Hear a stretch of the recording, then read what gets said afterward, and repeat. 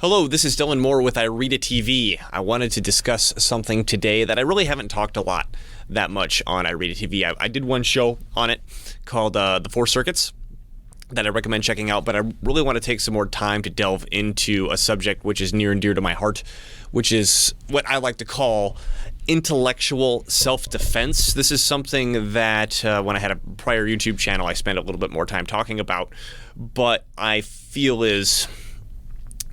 it's really important to everybody. It's really important to everybody to understand at the very least the basics of intellectual self-defense. And I'm gonna go out on a cocky limb and say I believe that I've developed let's call it a model which allows a person to become very skilled, but at least be able to learn the rules, the basic rules of the game, to play in the intellectual self-defense sphere, I think, relatively quickly. I've developed a model that I don't think anybody has even come close to developing that can contribute the ideas that quickly. Now, I'm not going to be going over the expanse of the model. I'm going to kind of zoom into it, and I'm going to present this in a way where you don't have to know all the terminology. I've made up terminology, right, that you got to understand if you keep going down and listening to the finer details of this. This is more of an intro video where I'm gonna leave most of that terminology aside that you could watch on its own and get an idea of what I'm talking about. So when I say intellectual self-defense, what am I talking about? So similar to normal self-defense, this is about how do you defend yourself when somebody's attacking you. Now, obviously, I don't mean attacking you as in like, here's the fist coming to me from another person, they're attacking me, right? This is more of a verbal or an emotional attack. How do you deal with it? And more importantly, how do you identify it? Because in our modern polite day and age, particularly now that everybody's communicating through social media and you don't run the risk of getting hit in the mouth when you're making a Facebook comment, right? But we live in this polite civilization where it is assumed that you're not going to get physically attacked for disagreeing with somebody in most of your day-to-day, right? So how does the fight actually happen? How does it actually occur? Well, I mean, people are familiar, even if in a civilized society, if somebody gets mad in your face and starts swearing at you and all that sort of stuff. I'm not talking about that either. I'm talking about when someone is manipulating you in particular. And by manipulation, I'm going to define this, I think, somewhat clearly, is getting you to do something that you don't want to do without you realizing that you're being attacked. I'm going to say that again. Getting you to do something that you don't want to do without you realizing you're being attacked, therefore meaning you thinking that you're having a rational conversation when you're not. What do I mean by that? So this is an observation that I made that, as far as I've been able to test myself and other people have tested when I've told them about this, is true. This is a gross oversimplification of psychology. Doesn't matter what I'm going to tell you. I believe you're going to find out is going to work very effectively.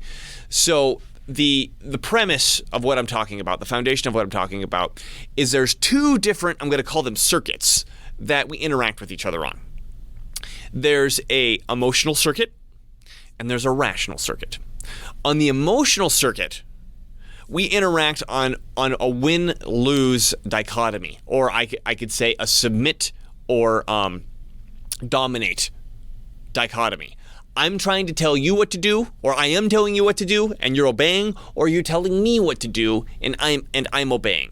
This is all about hierarchy, and a good way to understand this sort of interaction is like looking at a dog pack or a wolf pack. You know, there's no committees in a wolf pack. There's no discussion. It's just the alpha dog says we're going to do this, and if the other dogs don't do that, you know, they'll use physical violence.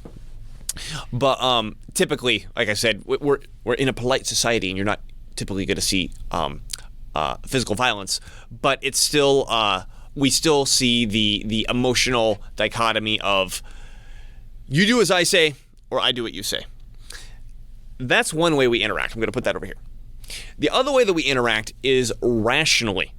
Now, a rational interaction, it doesn't necessarily have to be this way, but there's the potential for win-win. Both sides of the interaction have some way of getting something out of the interaction.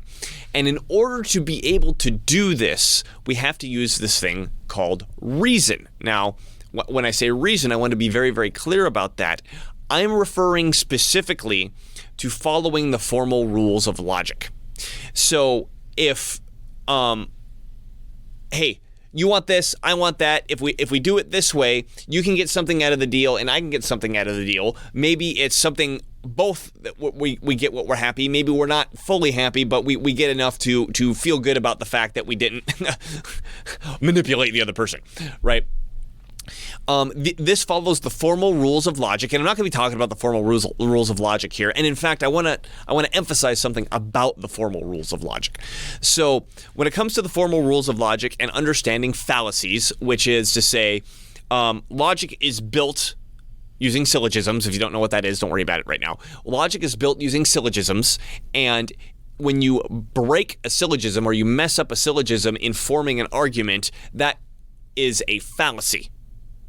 The logical connections were not made accordingly. And so if you were to go and study logic and learn about the fallacies, when you learn these fallacies, you're basically learning how to identify this is where the logic was not followed accordingly. Now, fallacies are great and they're important. But that's not what I'm talking about, because I often find that the fallacies are slow and just knowing them doesn't tell you what to do. Right? I mean, it's like, let's go back to the actual self-defense, physical self-defense analogy here, right? If somebody punches you in the face, bam! And you're like, well, I have identified that this person has punched me in the face. And, hey, person who punched me in the face, you punched me in the face. Great, you've identified it. Now what do you do? Right? This video, that when I talk about intellectual self-defense, I'm more focused on what do you do once you identify? The identification is important. Don't get me wrong, and I've got some tips and tricks up my sleeve to speed up what I think is speeding up the identification that goes a little bit faster than fallacies. Not going to be going over them in this video, but what's even more important is once you've identified you're in a situation that's a win-lose, or you're in a emotional fight, what do you do about it? Right? So the fallacies are there for you to say, okay, if I'm in a rational conversation, how do I identify that it might not actually be rational?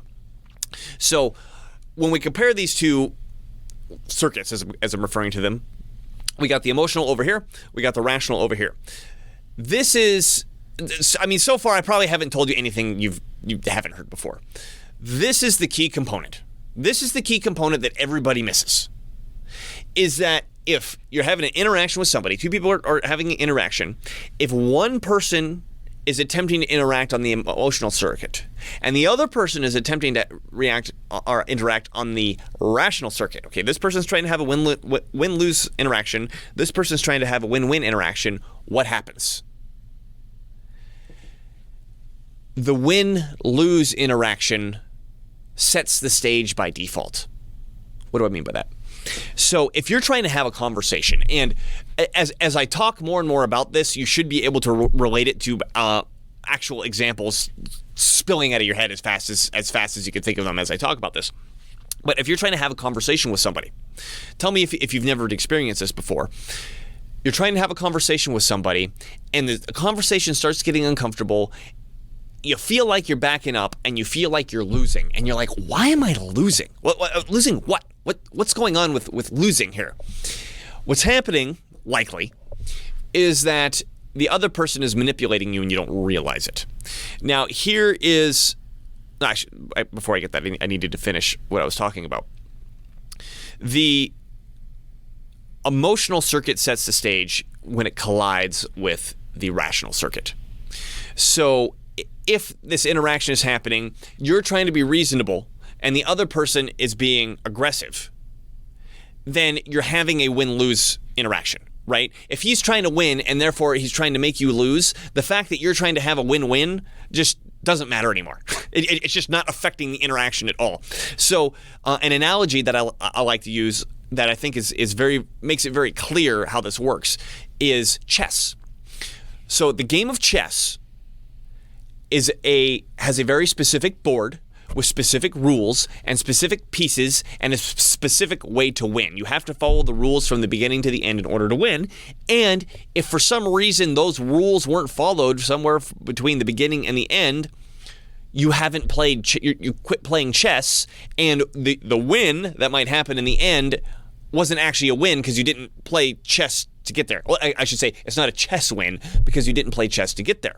So if we say, okay, chess is analogous to logic. We got these formal rules, and you really have to follow the rules in order to say that we're being reasonable, just like playing, we got to follow these rules in order to play chess. If the person you're playing chess with starts making up rules, starts taking pieces off the board, starts smacking stuff around, starts taking 2 turns in a row, you are clearly no longer playing chess, right?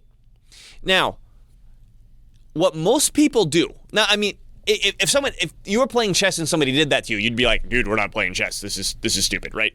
But when it comes to reason, when it comes to rationality and logic, for whatever reason, I have some ideas what the reasons might be.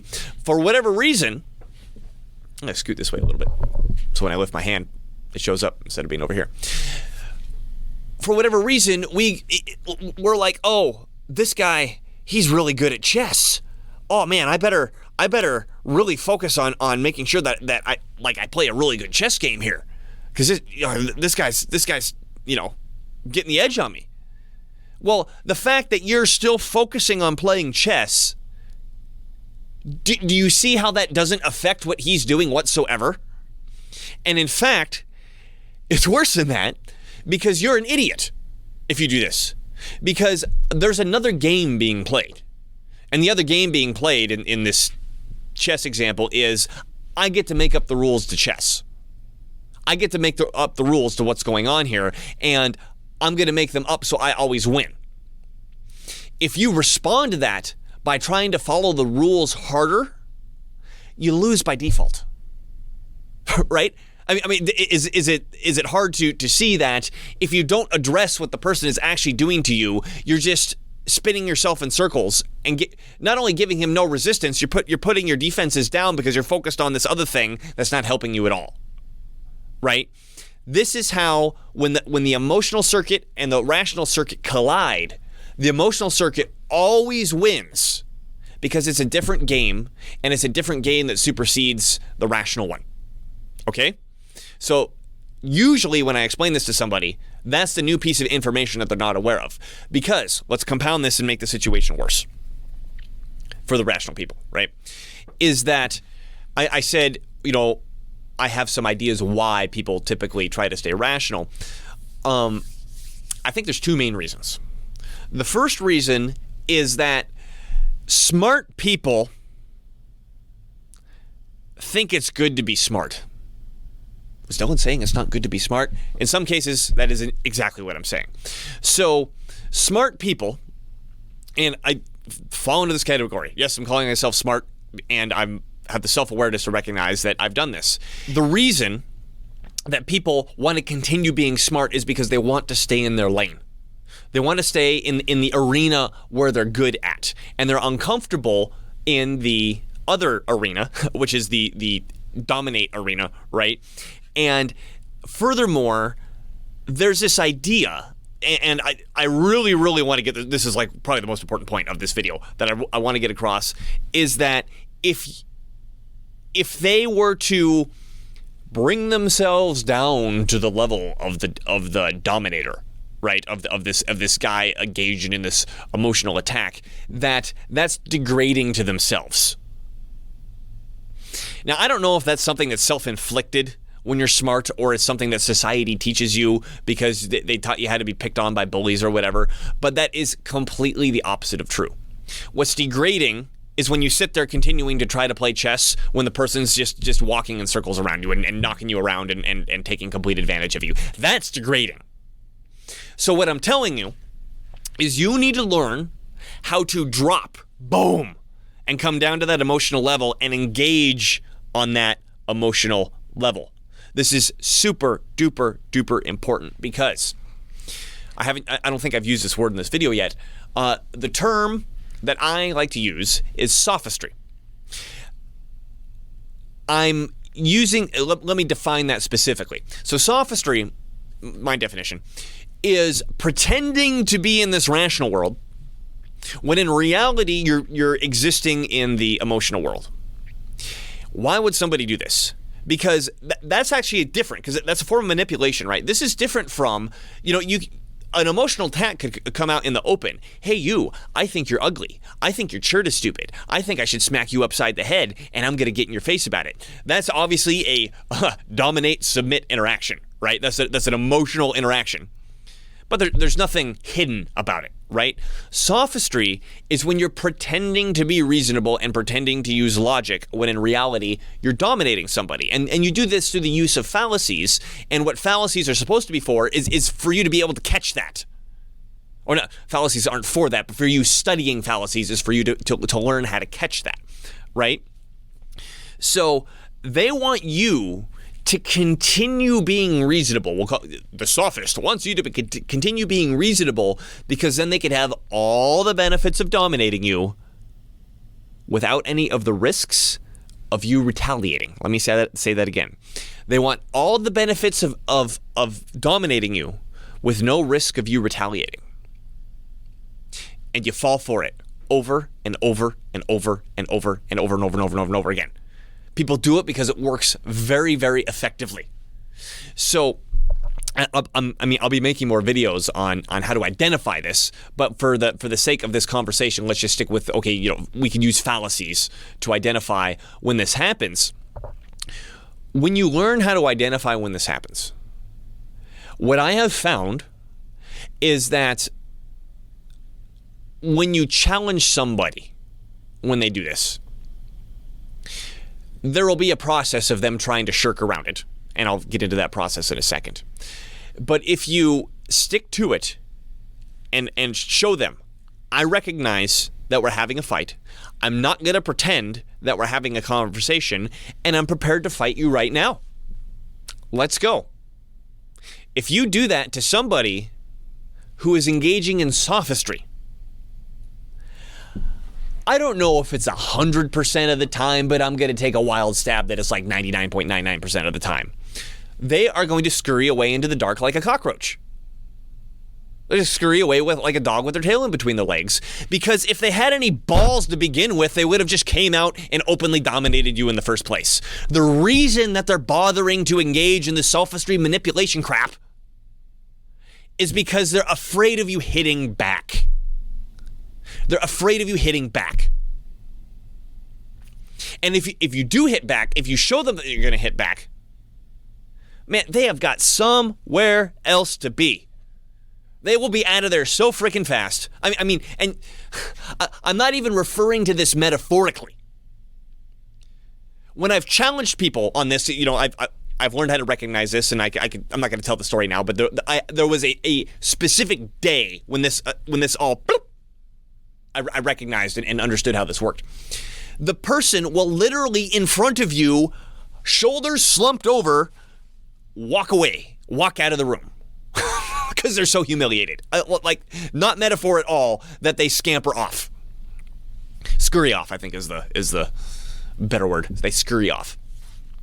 So, but when you go through this interaction, this is something to be warned about, is that if you work on calling somebody out, and calling somebody out can have many, many different forms.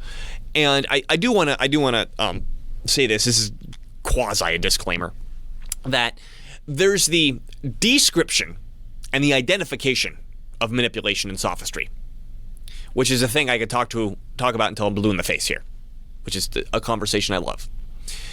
I think it's pretty cut and dry. Then there's what you do about it. And this is where the actual intellectual self-defense part comes up.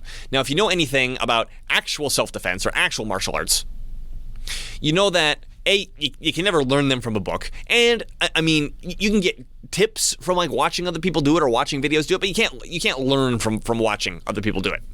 You have to actually do it and practice it. And furthermore, it's not like there's a one right way to do this, right? There's all sorts of styles and all sorts of techniques that have varying levels of success depending on the other person that you're dealing with and how good you are at this thing, that, the other, right? The point that I'm trying to get at is that I'm going to describe the way I like to handle, the way I like to get my hands dirty when it comes to dealing with sophists.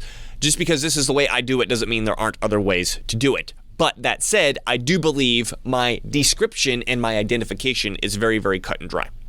Okay, so, and that identification specifically being, we have this emotional realm, we have this rational realm. When they clash, the emotional realm sets the stage for what's actually going on. And most people, particularly people that are smart and they're good at reason, A, don't recognize it, and B, don't do anything about it. Okay, so when you decide you want to do something about it, and one of my preferred methods, should you choose that it's even worth it, right? I mean, like, if you're filling up gas at the gas station and some homeless guy comes over and starts screaming at you or whatever, okay, maybe he's engaging in sophistry, but is it really worth your time to engage in that sort of thing, right? But like, pick your battles here, right? When you do decide to engage in this and get right on that level and call somebody out, there's this often there's this game that goes back and forth where the person will desperately try to keep you reasonable. If they can keep you in the rational circuit, they don't have to defend themselves. I've been taking boxing now for a little, right? I put my hands in boxing. Like, they don't have to worry about any incoming punches, right? They can just sit there and wail away, and you just sit there like, okay, well, maybe if I can form my argument a little bit better, he'll stop punching me. No, it doesn't work that way, right? So the first thing they're going to do is say, oh, no, I'm trying to have a conversation. I'm just trying to figure this out. Oh, my, yeah. Hoping that you continue to be rational. When you don't continue to be rational, they'll play the victim.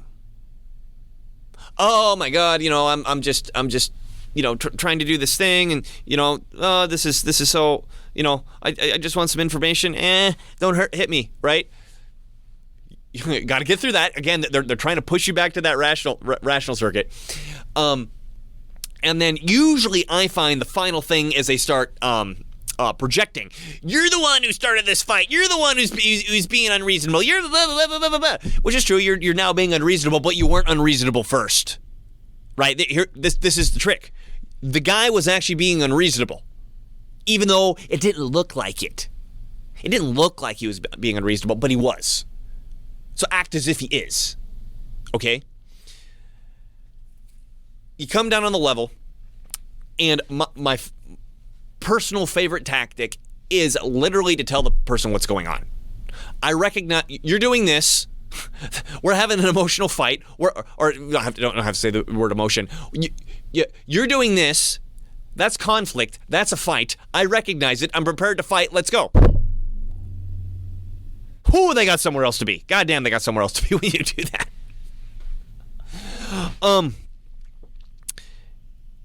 When you, and also if you're someone who's not like this at all, this is a muscle that you need to train. And the first time you do it, you're going to have an adrenaline rush and you're going to get all freaked out and you'll probably be shaking out after you're done, right? Just look forward to that. And as you practice it more and more, you'll get more and more comfortable with it.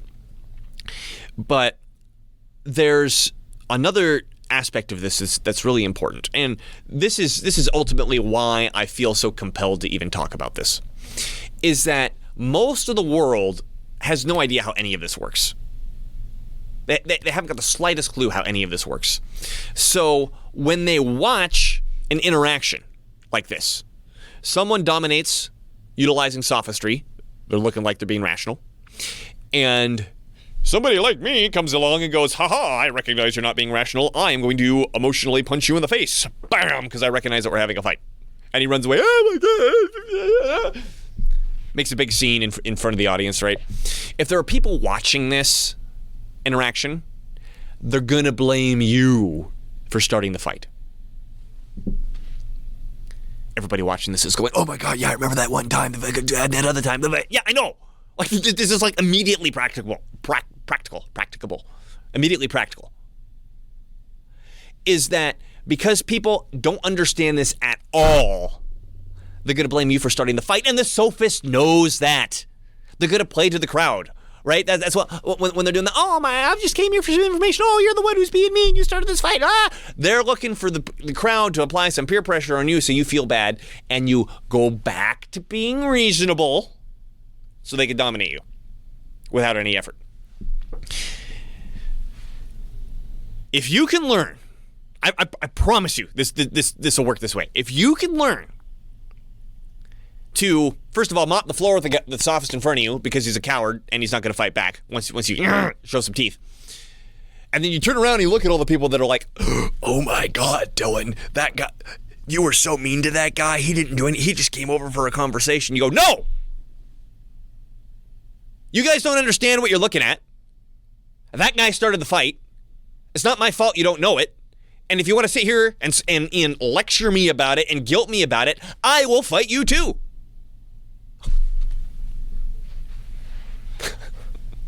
I'm sorry, I'm just remembering. That's actually happening. Like, it just works like a charm because nobody will fucking fight you. No one will challenge you on it. And I realize this.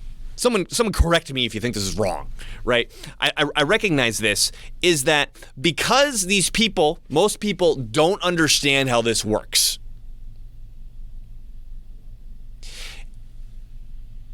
Obviously, we're emotional creatures before we're rational creatures, but even people who want to be rational creatures, if they don't understand how this works, what they do is they follow the nearest alpha.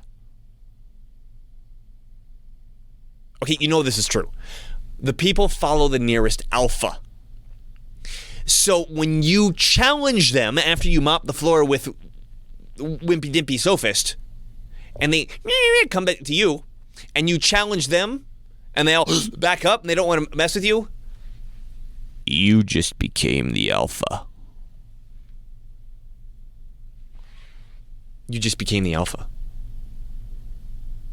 Suddenly, everybody will respect you way more. There's like this stereotype. I mean, it's true. There's a stereotype for men in particular, right? If two men get mad at each other and they fight, like physically, give each other some black eyes and some bruises and stuff, after the fight, they're best friends. I don't know why that's the case, but I think it's a similar thing that happens is that I guess and people don't there's not like there's this conscious knowledge of this is what's going on, but people recognize you as somebody respectable that will defend himself. This guy's willing to put up for what he says. I'll try to truncate the story as much as possible. There was several years ago, I met with a friend of mine in Seattle, and he had another friend with him that I had never met before. This other friend that he had with him was incredibly intelligent, particularly in the realm of philosophy. And we ended up getting on this philosophical discussion. I'm not going to bore you with the details of particularly what it was. I had a disagreement, and my disagreement revolved around the fact that the philosophical concept that he was promoting, at least from his description of it, I felt was if it was true, it gave an open-ended opportunity for anyone to engage in sophistry because they could always appeal to this philosophical concept. If that philosophical concept is true. This is something I'll make more videos on about later. Don't worry about the details of this. So there was this tension going back and forth, and I could tell this guy was not used. I mean, he was so smart, and particularly on this philosophical dry-ass philosophical topic, that I think he was used to nobody challenging him, not because they didn't want to, but just because the conversation left the realm of where most people are able to grasp. They're like, yeah, it was about Kant, Immanuel Kant, right? Oh my God, we're talking about Kant. What's going on? Right. So, here's a practical hint. If someone's smarter than me on a certain subject, I feel if they can't break that subject down in words that I can understand, Or, I mean, even say, I'm super sorry. This is really complicated. I went to school for 8 years to understand this. I can't explain it. Fine. I accept that, right? But if they can't break it down in words that I can understand, or at least try, and they move up to using language and concepts that they know the other person doesn't understand, they might not be engaging in word salad, but I can't tell if they are. And they should know that the person listening to them can't tell if they're engaging in word salad. So once we get into this, I mean, this happens anywhere. Once somebody gets into a zone where they're using words that you don't understand, you have now entered a field where they can start using word salad and you don't know. If you're going to have a debate, a discussion, the other party can't do that. I mean, if they do that, I mean, it's like you lose the chain of custody of the conversation or something, right? I have to assume that you're manipulating me, and if you're not, break it down where I can understand it. So this guy, he kept going up into this realm where I couldn't understand, and instead of getting overawed, I said, no, I don't understand that. Break it down. I don't understand that. Break it down. Like, say this to me in words that I can understand. And we got stuck on this one philosophical point. And I just went and let him get past it because, I mean, A, I didn't agree with it, but B, I didn't understand what he was saying. I'm like, clarify this. And I could tell he was getting really frustrated, right? And I could also tell he wasn't used to somebody challenging him like this. And at some point, he got mad. And we were at this coffee shop, right? And he looks at me and he slams the table. And he goes, Dylan! Clearly in the emotional circuit, right? If someone's doing something like that, right? Dylan! Honest to God, I don't remember his name. I'm just going to call him Nick, right? I looked back at him and I went, Nick! And that's when the glass shattered in his mind, where he took a deep breath and he leaned back, and then the conversation really calmed down. Now, I told you that story, A, because I wanted to show you that this works. He really backed off from me out that, and then after that we had the totally polite conversation. After we were done and everybody had to go, so the three of us go out. My friend goes this way. Hey, my car's over here. I'm gonna go. He goes that way. The guy, Nick, or whatever his name was, who though I had the fight with, he's parked over in the same direction as me. Motherfucker followed me all the way to my car, just blabbing at me the whole time. Friendly as can be. And I really had to think about that afterwards, because it's exactly what I just said. It's exactly what I just said, which is that people follow the nearest alpha. I alpha'd the situation. Now he wanted to be my friend. It's so bizarre. I mean, it's just the way things work. It's so bizarre. So if you can learn to recognize, and I'm going to do more videos on recognition, and that's half the battle. Because I mean, just like, imagine chess. Imagine you've never seen chess before, and you come up and you look at this board, and you see two people moving pieces around. You wouldn't have the slightest freaking clue what's going on, right? For most people, that's how reason works. That's how rational discussion and logic work. They don't have the slightest clue how this stuff works, even though they use words every day. If you can learn how to identify when the sophistry is taking place, when you're getting an attack that's supposed to look like that you're having a rational conversation, you drop the pretense. Completely drop the pretense. To be like, I'm prepared to make a scene. I don't care if I look unreasonable. I'm ready to go. You do that. Shock the other person. If there's an audience, take on the audience, do the same thing. You will earn respect. You will get respect. And we will be one step closer to having a rational civilization.